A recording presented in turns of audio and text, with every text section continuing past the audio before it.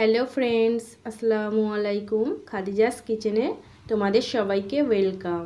আজকে আমি তোমাদের করে দেখাবো অনুষ্ঠান বাড়ির মতো সর্ষে দিয়ে পাবদা মাছ। তো খুবই সহজভাবে আমি তোমাদের দেখাবো, পুরো ভিডিওটা দেখতে থাকো। আর যদি ভিডিওটা ভালো লেগে থাকে তাহলে আমার চ্যানেলটিকে সাবস্ক্রাইব করে ভিডিওটাতে লাইক দেওয়ার অনুরোধ রইল।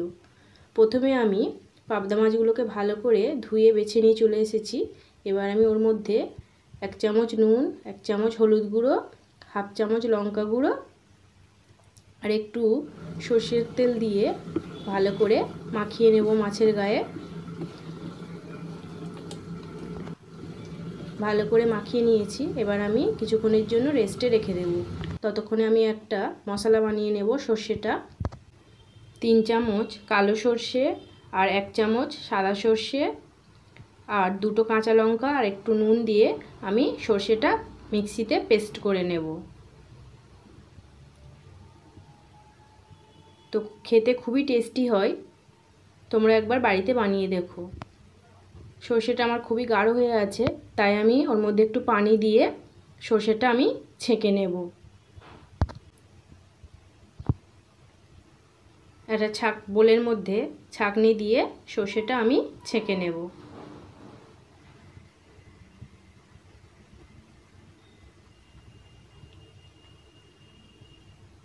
সর্ষেটা আমার ছাঁকা হয়ে গেছে, আমি এক সাইডে রেখে দিয়ে এবার আমি মাছটা ভেজে নেব। তার জন্য আমি একটু বেশি পরিমাণে সর্ষের তেল দিয়ে দিয়েছি। গরম হয়ে গেলে মাছগুলো আমি তেলের মধ্যে দিয়ে দেব।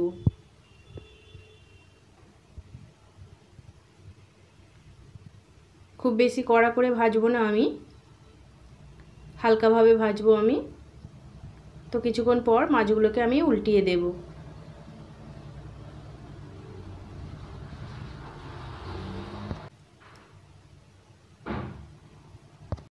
দুই সাইড আমার উল্টিয়ে দিয়েছি আর মোটামুটি লাল লাল হয়ে গেছে। এবার আমি মাছগুলো তুলে নেব।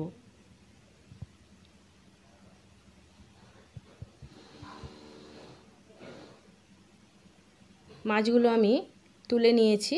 এভাবে আমি বাকি মাছগুলোও ভেজে নেব।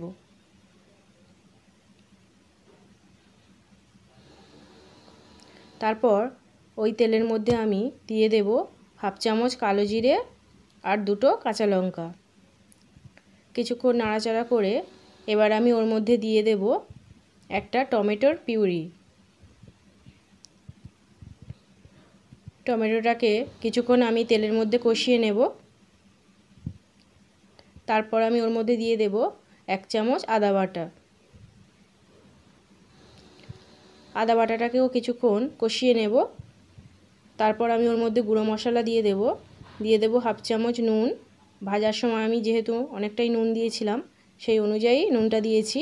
হাফ চামচ হলুদ গুঁড়ো, হাফ চামচ লঙ্কা গুঁড়ো আর হাফ চামচ জিরে গুঁড়ো। গুঁড়ো মশলাগুলোকেও আমি ভালো করে কষিয়ে নেব। কষানো হয়ে গেলে এবার আমি দিয়ে দেব সর্ষে বাটাটা।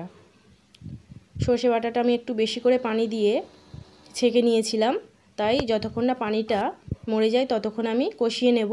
তারপরে তেল ছেড়ে দিলে আরও 1 কাপ মতো পানি দিয়ে আমি ঢাকা দিয়ে দেব।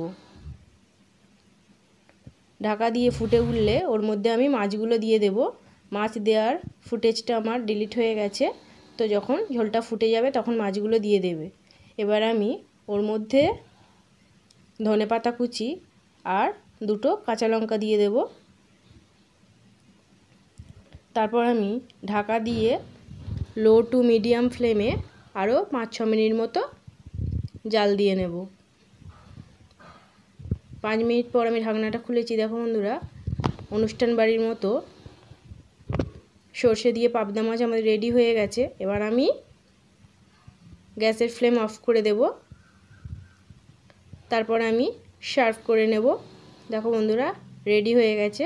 যদি আমার ভিডিওটা ভালো লাগে অবশ্যই লাইক করে দিয়ে সাবস্ক্রাইব করে